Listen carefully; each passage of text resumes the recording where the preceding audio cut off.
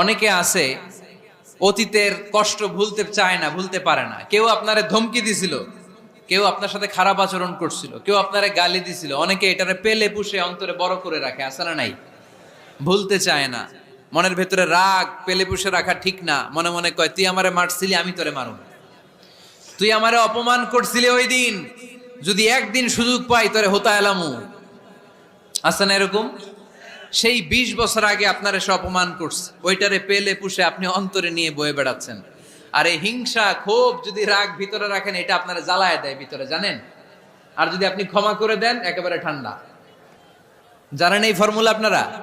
এজন্য রাগ, ক্ষোভ, হিংসা কখনো অন্তরে পুষে রাখতে নাই। মা যাদাল্লাহু আবদান বিআফওয়িন ইল্লা ইজ্জান।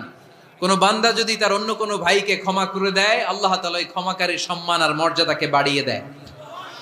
আল্লাহ তাআলা নিজে